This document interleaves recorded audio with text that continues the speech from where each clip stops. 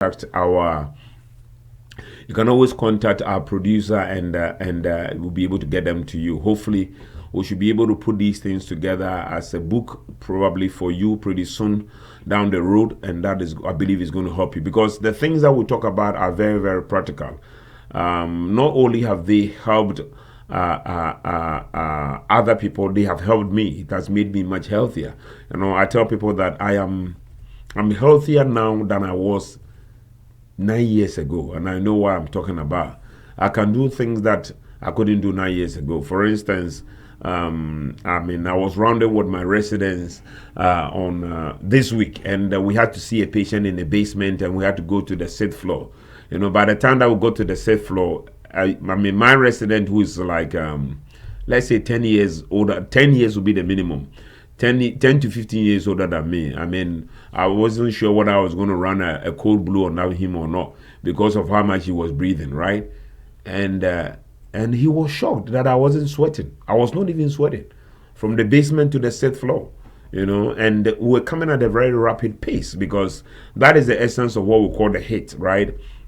High intensity training, where you can involve yourself in a short interval of high intensity activity, then you rest, and if you do that, it is as good as anything out there, and that is very important. I recently visited a hospital not too long ago, and they said that I said, okay, can I go up and see somebody by the stairs? They said, no, you cannot go up the stairs. It's only people who have a badge that can go up the stairs. And I said, really interesting. So you're encouraging people who are going from the 1st floor to the 2nd floor to go by the elevator, right? One hand of us is trying to heal, another hand is trying to what? To cause disease. It shouldn't be so. We should live in, and that's what I want to share. We should live in an environment where we encourage healthy living. There are communities that were built that did not make room for bicycles and walking. So if you're going to live in that community, the best way to live in them is what? Is by having a car, right? That was what considered as convenient. But now cities are reversing and now giving ways to bikes and other things, and they are very important. So I believe that all these things that we say, you are not supposed to only live. I'm repeating this. You are supposed to live what? Healthy. Because sometimes most people are living, but they are not living healthy. But the concept is healthy living should be your goal, so that at the end of the day you can enjoy the things in life. Because without health, there is very little you can do. And that is why we believe that God, giving us the wisdom that we have now, will be able to share that with you, and that is going to help you. So today we'll be talking about something that is very important. We started by talking about smoking. And then we said we're talking about cigarette smoking. And that was something that we did on our live show. And then we're going to look at other forms of smoking, and to look at the impact of these other forms of smoking, which sometimes we don't pay attention to. One of them has come to light and is very important. But before we go there, let us talk about the pillars of ideal cardiovascular health. We always talk about the seven pillars of ideal cardiovascular health, and which is avoidance of smoking, right? And which we're going to be dwelling a lot of emphasis on. We say that even if you don't smoke, secondhand smoking is equally dangerous. So it is something that all of us should endeavor that we avoid that. Secondhand smoking is essentially this: that you stand in the presence of somebody that is smoking and you inhale the smoke. You may as well tell the person to give it to you for you to smoke, right? There is no difference between the two of you. So secondhand smoking is something that the people do, and they do it out of respect. Why should you respectfully buy disease or respectfully die? It's not helpful at all. It's about your health. So if you are around somebody who smokes, please excuse yourself, right? If the person will not excuse you, you can excuse yourself in your own interest. And that is why we strongly recommend that parents who smoke at home, that is very bad. If you are listening to me and you smoke in the presence of your children, you are giving your children diseases down the road. asthma, lung cancer, all those things. So I strongly believe that parents who end up smoking should one way or the other be liable for their children when they end up developing these conditions that are related to smoking. So we should strongly encourage that if you are a parent and you smoke and you want to stop smoking, I understand that stopping smoking is very difficult. At least do it not in the presence of your children or in an environment that subjects your children to secondhand smoking. So that is number one. We also talked about physical activity. I'm not going to lay emphasis on that. We'll spend some time on some of them. We're always going to come back to that. I want to start. Our goal is that we're going to start a campaign. We call it Please. We call it Please, right? Why am I saying that? I see a lot of people at my workplace and in other places, and they want to move. They are moving from the second floor to the third floor. Usually, when I meet them, I tell them, please. You know what I mean by please? I say, please use the legs. The legs that God gave to you. He didn't give it to you to use in the elevator. He used you for you to use them, right? So use them, and it's going to help you. Good physical activity. We've talked about it. Very important. What do we say? No form of exercise is little. Let me put it this way. Every form of exercise, we looked at the British, the UK guidelines that came, and it's strongly reinforced that any opportunity to exercise, use it. But ideally, we want you to engage in moderate intensity activity, which is either walking, right, swimming, or playing any form of sport, not running though, for 150 minutes, which is 30 minutes at least 5 times a week. Or if you have the ability to do walk for 1 hour, and when I say walking, it's not the snail type of walking. Walking briskly, walking for 60 minutes. If you can walk for 60 minutes, you only need to do this probably 2.5 times in a week. And that essentially means that if you can walk generally, let's say away from your home, 40 minutes away from your home, and you come back, or 20 minutes away from your home, let's put it that way. If you can walk 20 minutes from your home and come back, that means that you spent what? You were able to walk for 40 minutes. If you're able to walk 40 minutes, if you're able to walk away from your home 40 minutes to a particular place and come back, that means that by doing that, you've been able to walk 80 minutes. If you're able to do that, all that you need to do is walk briskly twice in a week, and you get the recommended walking exercise or the walking or the exercise program that you need. If you are somebody that can run, I'm talking about this, and you can run for 75 minutes once a week, just running for once a week. I mean, no matter the work that you do, if you decide to run once a week, that is enough. So nobody can say that you cannot exercise. So that is very important.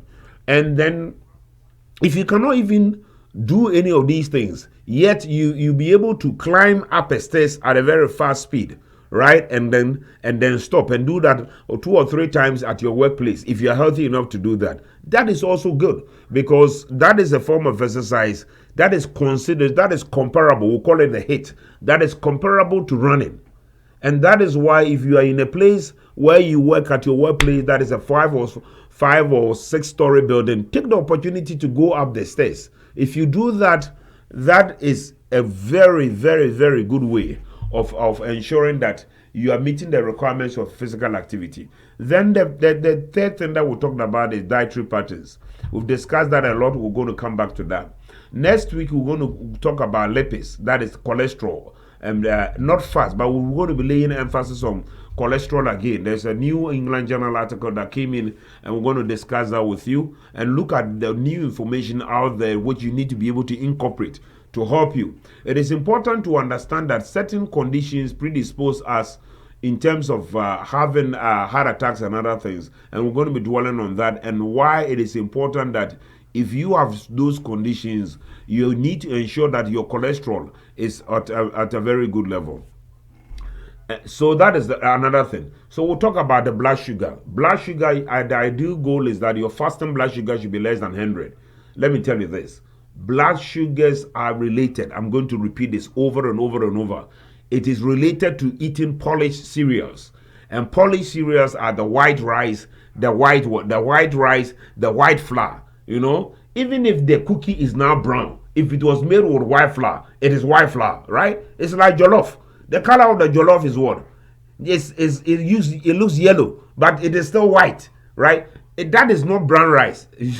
So it is very important to make that difference, because I go to certain societies and they make white rice, and in the white rice they use some beans to make it look brown. That is not brown rice. I want to repeat that. It is colored white rice. Yes, it's very important. Let me tell you something here that you need to know. We're talking about certain foods from certain countries around the world, and I'm giving an example. It's like yam. Those people from Africa, these are root foods. I'll compare to something like potato. It looks like that. But why is it that food like yam and plantain, why is it that you can say they are good? They are good because of this. These are high fiber food, right? And why is it a good one? It is good because when you eat high fiber food, your body takes a long time to break down the fiber before you get the nutrients out of it. Compared to eating polished cereals. When you eat polished cereals, what happens is that your body does no work, and the food goes directly into your system. And the reason why there are a lot of diseases all over is because of natural disequilibrium. The balance that God created for us, that when you eat food, your body should work on the food before it gets the energy out of it. Now your body has become lazy, right? You eat the food, the body does no work. The thing goes straight into your system. And that is what causes the diabetes that we have. So it is important that moving away from highly polished cereals is something that you should put down. I always talk about the 3 no's. The 3 no's are highly polished cereals. That should be out. The second one is trans fat. I don't want to come here and not talk about trans fat. Trans fats are hydrogenated oils. What are they? They are the ones that people use to prepare the fried potato, the fried this, the fried that. Most of the fried foods out there, I'm not saying all of them, but if you're going to eat a fried food, make sure that that fried food was not prepared with trans fat. Very, very important. Why does the food industry use fry their food with a trans oil?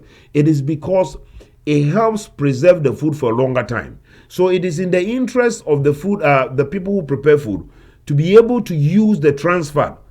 So they make money, but at the end of the day, you make the disease. We don't want that, right? So it's not that it's bad. If you, for instance, if you end up getting your potato and you end up frying your potato with olive oil, extra virgin olive oil, you don't run into that double whammy, right?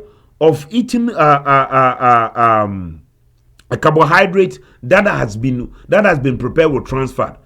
The reason why when you go into the supermarket, that chicken that has been frozen is still sitting there like that is because the chicken that has been fried, it was fried probably in the morning and it's still looking good. It's because it was fried with what? With trans oil. It is the best in terms of preservation. It is important for you to know that. So know what goes into it, and you have to avoid it. So trans fats, please avoid them. And the other thing is that you go out, and when you do, we talked about reading labels. Why is it important to read labels?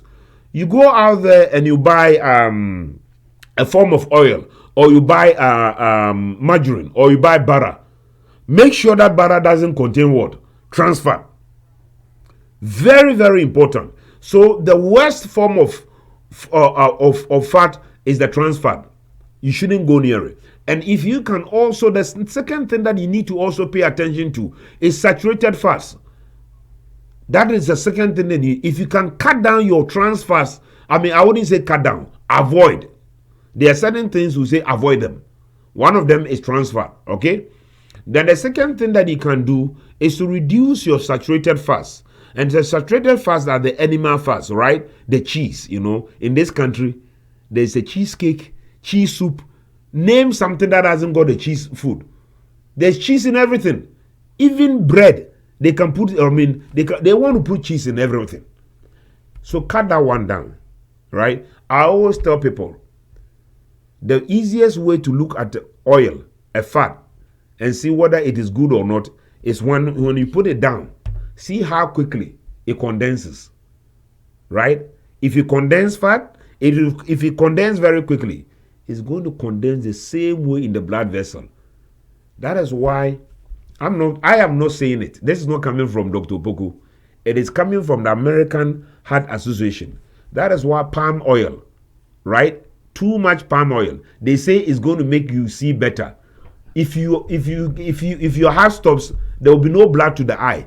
You're not going to see. Okay, I'm repeating that to you. Somebody told me that it says it's going to make you see. I said, if you are dead, you can't see. Okay, so it is important that you look at it. And one of the other things I want to bring across is coconut oil. Coconut oil. The American Heart Association says avoid. Avoid it. Why? How does coconut oil? If you look at coconut oil, it's as thick as what? It's thicker than starch, right? And when it goes into your body, instead of flowing, it stands in one place. So that is why it is important for you that we need to remind ourselves about these two things, because in certain societies, palm oil, it is the oil. But those societies, I can tell you this, people work, I was just talking about it, people work brutal and they're able to bend most of them. But if you come to advanced country like that, where everywhere we go to, we sit in a car and go and our activity level goes down, you really need to think about this. So it is important for us I just named these two things because all of a sudden people think that anything to do with coconut is good. I'm telling you, coconut oil, you really need to be careful. I am not saying it. It is coming from the American Heart Association. And that is why it is important for you to take that one serious.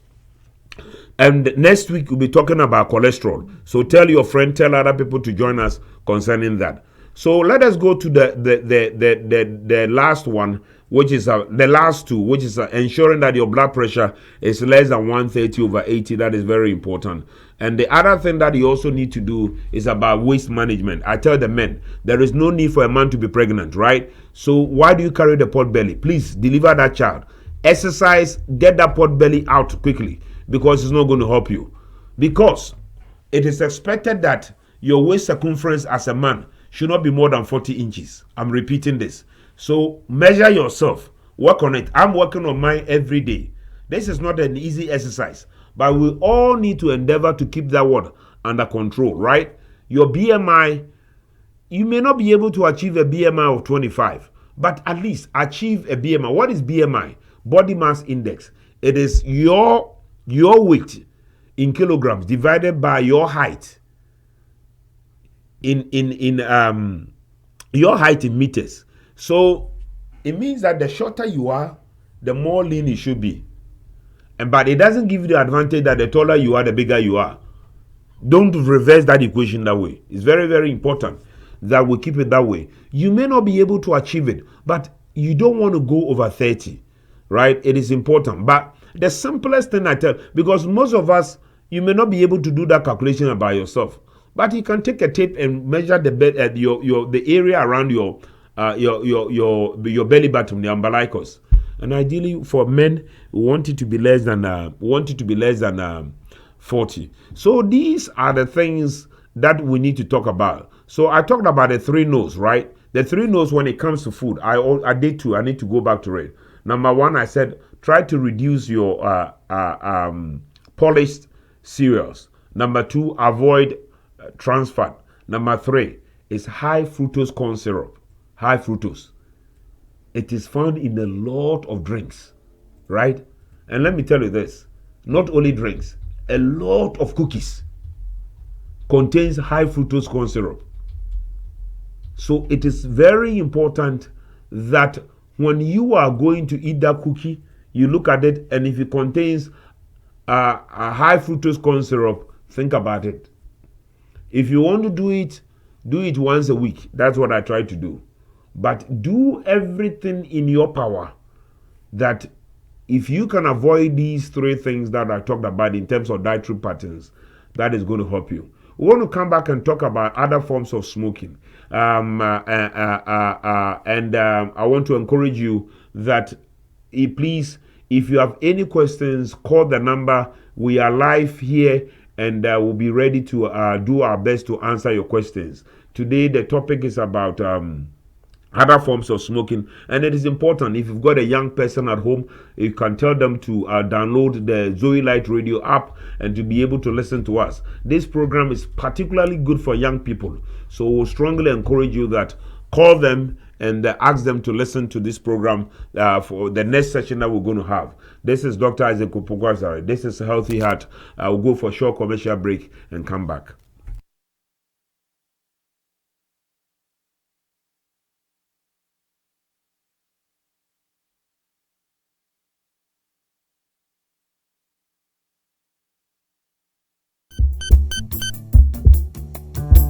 Did you know your heart isn't only your most critical muscle, it's what keeps you alive?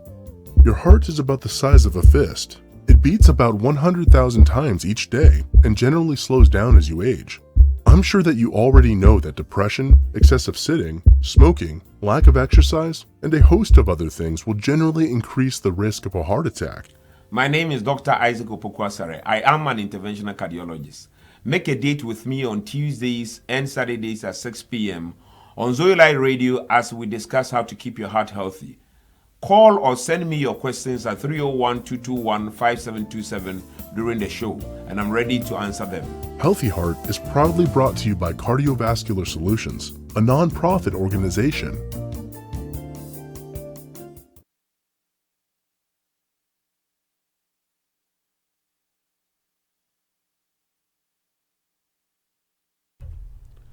Welcome again. This is Dr. Isaac Opoku Asare, and I want to thank my producer.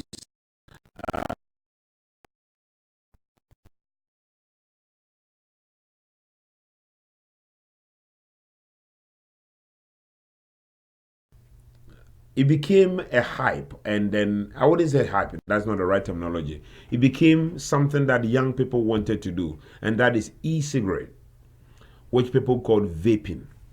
And that is why I'm telling you that please call a young person to listen to this program, because vaping or e-cigarette became fashionable among people. You know, so what is electronic cigarettes? Electronic cigarettes are essentially a device that contains nicotine in the form of a liquid, and it goes through the device and it undergoes it ends up being an aerosolization, that is, it turns into vapor. But it is important to realize that despite the early reports that it helps people to avoid smoking, we now know that vaping or e-cigarette smoking is not harmless. It is harmful. I can repeat that. And if you are listening to me, it is important to make the decision to avoid it. And if you have a young person that is listening, it is important that you also avoid it. The good thing is that a lot of companies in this country, that is supermarkets, have decided that they are no longer going to sell certain forms of cigarettes, certain forms of e-cigarettes any longer because of the dangers associated with it. So why are these dangerous? The reason why they are dangerous is that the fact that to be able to get a lot of people to use e-cigarettes, the company started adding different flavors to the nicotine. So it does not only contain nicotine, but it contains a lot of other things that you need to know. It contains ultra fine particles that goes into your lungs, and that we believe that they can potentially harm you. It also contains sometimes heavy metals, and it also contains volatile organic compounds and other harmful ingredients. This is not what I'm saying. This has been published. So these e-cigarettes, especially the flavored ones, do not only contain the nicotine. In addition to that, most of the cases of vaping associated deaths or vaping associated lung injuries come from the fact that these e-cigarettes, they also contain what we call TCH. What is TCH? It's the tetrahydrocannabinoid. You know, when we say cannabis, when you hear the word cannabinoid, that is a derivative of we, right? Pot. I just want you to know. So this THC, that is the tetrahydrocannabinoid, it is 10 times more powerful than the natural. Even the natural, it is believed that it's 10 times more powerful than the natural marijuana that people smoke, and it's been added to the e-cigarettes. And the cases that were reported in Wisconsin as well as that of Illinois, was found that majority of these cases where people came in and some of them ended up dying, they ended up dying just from smoking, just from e-cigarettes, just from vaping. They contain the the tetrahydrocannabinoids. So not only that, they sometimes put in oils, some special oils. And all these things are things that are not supposed to go into your lungs. Just think about these ultra fine particles. You're not supposed to have particles in your lungs. So when they go in there and then people smoke it, then it leads to serious consequences. Let me give you this idea here. How big this problem is. You know, e-cigarettes was introduced in the United States in 2007. Listen. So if you look at it, it's just how many years? It's about 12 years when it was introduced in this country. By 2014, by 2017, 10 years after its introduction, 11 to 20% of high school students are vaping. How many high school students do we have in this country? We have them in the millions. And that means 1 in 10 or 2 or 1 in 5, let me put it that way. 1 in 5 or 1 in 10 high school students, they are vaping now. And that is why this is very important to have that discussion with your child that is going to high school. 1 in 10 or 1 in 20 now use e-cigarettes. And the sad thing is that if you have such a student and they develop significant lung injury to the vaping, their lives may end or they may have a severe impairment. And that is why it is important. Meanwhile, how many people are smoking now? The traditional smoking is 3.2% of adults in this country are smoking the traditional cigarettes. So vaping, that is the e-cigarettes, was expanding at a very, very, very high rate among young people who must lead healthy lives, and it leads to serious consequences. So let us talk about some of the things here. And this is based on some of the cases that have not been shown. The flavored, especially the flavored ones, that is being banned all over. How do people present? 90% of them, you may present as if you're having flu. We call them constitutional symptoms. So the person may think that he's having flu. Meanwhile, it is coming from the vaping, right? And the other thing is that they may start coughing. They may have shortness of breath. And this is how most of these people present. And when they end up going to the hospital, you take an x-ray and there is extensive damage of the lungs of the person coming from these vapor that contain all these particles that we believe that are causing damage. And some of these people ended up on a ventilator. And as I said, some of them ended up dying. And these pictures, they are all available on New England Journal article, on New England Journal website, which if you have access to it, you can look at it. So why is that important? It is important because even if you don't die, it can lead to significant sequelae in terms of your health and in terms of your breathing. So that is why it is important that you have a discussion with somebody that thinks that, okay, it is cool to what? To do vaping. It is not, it is very harmful. And you all need to make sure that you move away from it. The other components of it that we're going to talk about. So we'll take a short commercial break here, a very short one, and I want to give you the opportunity to invite a young person to join us because, as I said, as we talk now, 1 in 5 or 1 in 10 high school children are doing vaping, and it is important that we get this information across to them and to adults who are vaping so that they back off this particular thing that is causing so much havoc even in our youth. This is Dr. Opoku Asare. This is Healthy Heart.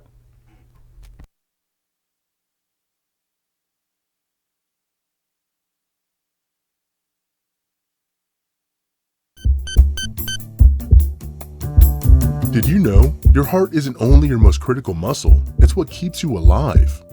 Your heart is about the size of a fist. It beats about 100,000 times each day and generally slows down as you age. I'm sure that you already know that depression, excessive sitting, smoking, lack of exercise, and a host of other things will generally increase the risk of a heart attack. My name is Dr. Opoku Asare. I am an interventional cardiologist. Make a date with me on Tuesdays and Saturdays at 6 p.m. on Zoelite Radio as we discuss how to keep your heart healthy.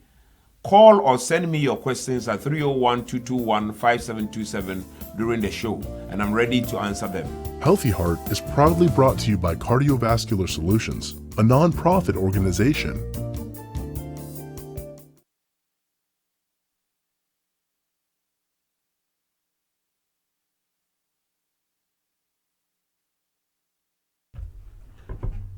Welcome to Healthy Heart. This is Dr. Opoku Asare. So, to give you a little bit of perspective about the people that are getting a lot of these injuries, generally it is from the age of about 18 to 30 years.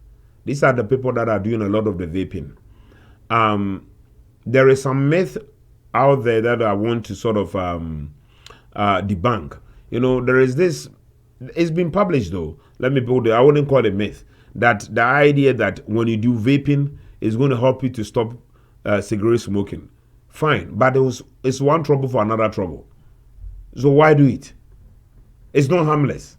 So that whole idea that when I do vaping, it's going to help me to stop cigarette smoking is not a good advice, and I will not strongly encourage you. If you want to stop cigarette smoking, please stop it without using vaping as an intermediary to do that. The other thing that we've also found that is the fact that people who do vaping, they do a lot compared to people who do traditional cigarette smoking, because the nicotine level is so slightly on the lower side, and they keep on doing it and doing it and doing it and doing it.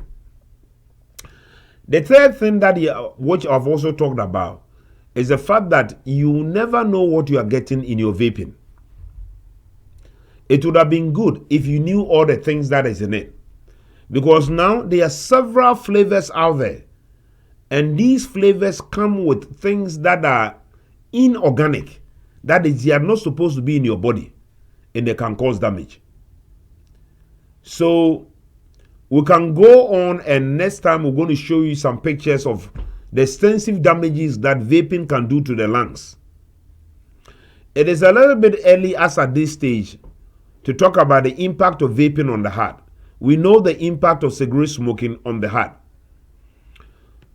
And I want to emphasize the fact that cigarettes contain nicotine, and the e-cigarettes, they also contain nicotine.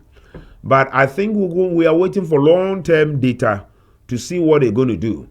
But your lungs and your heart have such close relationship that if there is significant damage to your lungs, it will ultimately affect the right side of your heart. That is why I'm talking about, I'm a cardiologist, but I'm talking about vaping and lung-related issue. Why? Because if your lungs, let me explain the principle to you. When blood goes from your body to your heart, it goes to the right side of the heart. And the blood is pumped from the right side into the lungs for you to get oxygen. And then from there, the right is pumped to the left side of the heart. And it's the left side of the heart that pumps the blood to the rest of the body. So just think about the fact that your lungs are damaged, right? If your lungs are damaged, what is going to happen? The blood that is moving from the right side of the heart to go to the lungs, they are not going to get enough oxygen. And that is why it is important that you protect your lungs so that you be able to oxygenate your blood well and be able to lead a healthy life. Then the other thing is this: as the lungs get damaged, the blood is pumped from the right side into the lungs. So if you have disease in the lungs, it acts like a brick wall against which the right side of the heart is beating. And that can lead towards significant damage of the right side of the heart. And that is why it is important that you avoid smoking. Any form of smoking that will ultimately harm the lungs, will ultimately end up also damaging the right side of the heart. And let me tell you this: if they give you the opportunity to pick one of them, first of all, don't pick any of them. But if they give you the opportunity to pick left side or right heart failure, I'll tell you, pick the left. Because right side failure is a bad situation. Very, very bad. You'll be so short of breath, you cannot walk. So avoid smoking by every means. And I'm taking my time to go through these things, and it's important. So somebody also asked me this question. What about, I'm going to talk about something here. What about marijuana or cannabinoids, okay? So let us talk about what is the impact of smoking cannabinoids in terms of the heart. This is what I can tell you. I mean, there have been some data and work about, there is no argument about its ability to relieve pain. That is not what I'm talking about. But if you are somebody that has got a stent in your heart, if you have somebody that has got a blockage in your heart, and you've got a stent or you've got a bypass, smoking marijuana increases your risk of having a heart attack 5 times. I'm repeating this. So if you don't have a blockage in your heart, or if you don't have a stent in your heart, then that may not be the issue. So I want to be very specific here, because that is where the data is. And you need to know that. You know, I had a patient recently and we're having that discussion. And I said, okay, I'm not talking about everybody. But you that is sitting in front of me, you already have a stent in your heart. You already had a blockage. So for you, if you go after the marijuana and smoke it, I just want you to know that it may relieve the pain in your leg, but it may cause heart attack. And make a choice, which of them you want. So for that group of people, it is important to know that it has very deleterious effect on the heart. Let us also talk about something here that is important, which is cocaine, right? And that's why I say that it's important we share these things. Cocaine does extensive damage. It can do extensive damage to blood vessels and to the heart.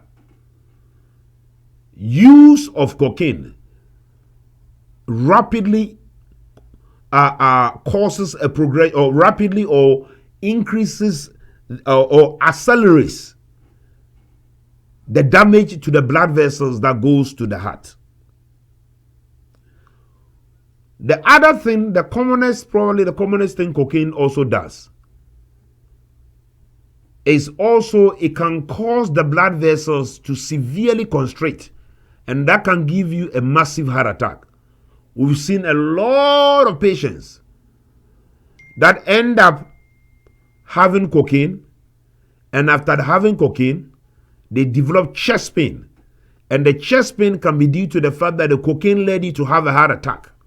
So cocaine can cause you to have a heart attack. I want to repeat that very emphatically. It is not benign at all. Apart from the heart attack, it can also cause the blood vessels to constrict. It's got so many things. The other thing it can cause, if you take the cocaine at the end of the day, apart from these two things that I cause, it can also cause the blood vessels to rip off. We call it dissection. And that is a very, very serious condition. So smoking cocaine is something that we strongly encourage. I've realized that this is not a problem with only young people. It is a problem with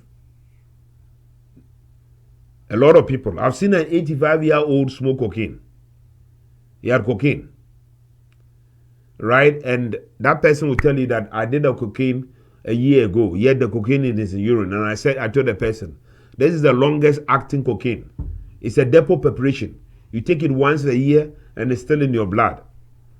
Right? And the person told me, or another person told me, I didn't smoke the cocaine. I went to a party and around that when I was partying in front of the people, then the smoke came into me. I said, if you know that they are doing cocaine at that party, then run away. Please, don't damage yourself. These things are important, and it is important for you to share them. We have seen a lot of people lose their lives from smoking cocaine. So it is important. So by this, you understand that there is no benign form of smoking. We see this routinely. Any cardiologist in any major city in this world, in this country, can tell you the damage that cocaine is doing to a lot of people. And that is why you need to understand. It may be a habit that is difficult. I had a patient. That patient was about 67 years old. And what the patient said. He was doing cocaine and he had chest pain. And he didn't know why he had a chest pain, so he took more cocaine. You know how she came in? She had a massive heart attack. Because she was trying to numb the pain. I remember a young guy in another state, specifically Delaware, who took cocaine. And immediately he took the cocaine, he passed out. And they had to shock his heart 24 times before I had to take him to the lab to open blood vessels. Generally, people have only one blood vessel that is 100% blocked. He had two blood vessels that were 100% blocked. We had to open him and support his heart with a device. And we had to put a second device. And finally, he made it. So, in a nutshell, before we end today's discussion, I want you to understand we talked about vaping. Though it may be in vogue, it is not harmless. We also talked about smoking marijuana if you've got a heart problem. Very important to understand that it increases your risk by 5%, by 5 times, that is 500%. 5 times the risk of having an heart attack. And we've talked about all the dangers associated with cocaine, smoking cocaine. There are other things out there that people do. But these are the 3 biggest ones in terms of smoking. People do other things. But especially in terms of cocaine, I want to remind you, by itself, it can cause a massive heart attack. The other thing that I did not talk about is that it can also cause the blood vessels, the major blood vessel, we call it the aorta. It can cause that blood vessels to rip off. When that blood vessel rips off, death is counted in hours. It's no longer counted in days. We count death. We call it aortic dissection, right? When that thing occurs, we call it. That is one of the reasons why people die suddenly, when they have that dissection. And cocaine is a big cause of that. And the third thing is that even if it doesn't cause a dissection, or it doesn't cause a heart attack, it can lead to severe restriction of the heart. Let me tell you one thing that people do not know. People who use cocaine chronically, it can ultimately cause your heart rate to slow down significantly. Actually, one of the markers of very slow heart rate is chronic use of cocaine, because it is believed that you downgrade the receptors finally. So there is no benefit to either cigarette smoking or e-cigarette smoking. And for people who already have blockages in their heart, for smoking marijuana, you may use medical marijuana, may be a different ballgame. And finally, for people that are involved in smoking cocaine, it is important to know these things out there so that you avoid them. And ultimately for our youth, so that they will be able to live healthy lives now and enjoy a better adult life. Thank you very much for joining me this evening. As I said, next week we'll be talking about cholesterol, which is a very important topic. And I strongly encourage you to invite somebody to join us. We believe somebody called me from Ghana and made me aware they are listening to us even in Ghana. And I want to express my deep appreciation to you for joining me here every Tuesday and every Saturday from 6 p.m. to 7 p.m. for us to talk about the heart. If you don't have Zoe Light Radio, I'll strongly encourage you to download it and share with somebody to listen to us every Tuesday and every Saturday. God bless you, and God bless this country.